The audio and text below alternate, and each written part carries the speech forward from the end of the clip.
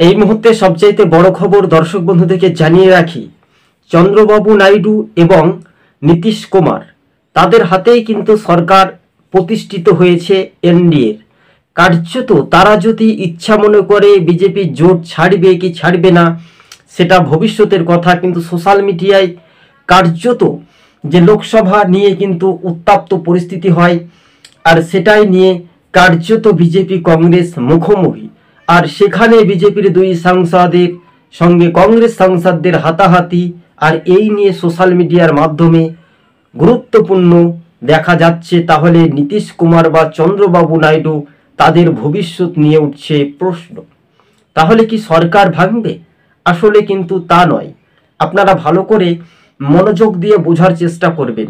কার্যত কেননা শনিবারের দিনেও যে একটা রাজনৈতিক মহলে যে পরিস্থিতি, সেটাই নিয়ে প্রশ্ন উঠছে রাজনৈতিক মহলে।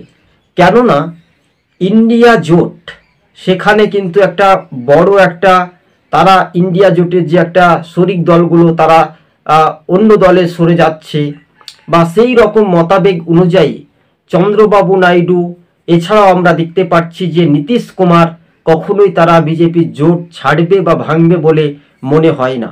তবে রাজনৈতিক মহলে এটাও হতে পারে চন্দ্রবাবু নাইডু বা নীতিশ কুমার পল্টু বাবু কখন পাল্টি মারবে, এটাই শুধু সময়ের অপেক্ষায় বলে মনে করানো হচ্ছে।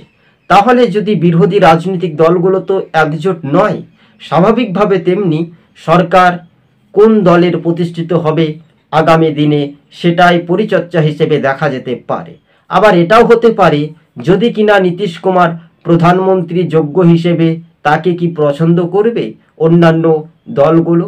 প্রধান বিরোধী দল হিসেবে কংগ্রেস, রাহুল গান্ধী লোকসভার বিরোধী দলনেতা, কার্যত প্রধানমন্ত্রী এবং রাহুল গান্ধীর মধ্যে যে একটা তর্ক বিতর্ক, আর সেটাই নিয়ে রাজনৈতিক মহলে সমালোচনা ঝড় আমরা দেখতে পাচ্ছি। তবে হ্যাঁ, বাস্তবে সবুজবঙ্গ নিউজ আমাদের ইউটিউব চ্যানেলটি ভালো লাগলে প্রথম থেকে শেষ পর্যন্ত দেখবেন। আর চ্যানেলের নতুন দর্শক হয়ে থাকলে অবশ্যই চ্যানেলটিকে সাবস্ক্রাইব করে সঙ্গে থাকবেন।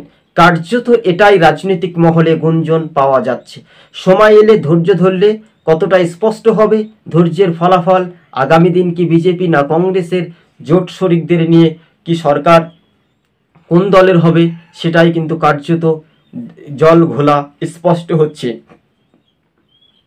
তবে রাজনৈতিক মহলে 2024-এর যে লোকসভা ভোটের ফলাফলের যে পরিসংখ্যান, কেউ এককভাবে সরকার গঠিত না করতে পারলেও বিজেপি চন্দ্রবাবু নাইডু এবার আমরা যদি দেখি নীতিশ কুমারের হাত ধরেই তারা সরকার প্রতিষ্ঠিত করেছে। সবুজবঙ্গ নিউজ ইউটিউব চ্যানেলটি ভালো লাগলে প্রথম থেকে শেষ পর্যন্ত দেখবেন, আর চ্যানেলের নতুন দর্শক হলে সাবস্ক্রাইব করে সঙ্গে থাকবেন। ধন্যবাদ।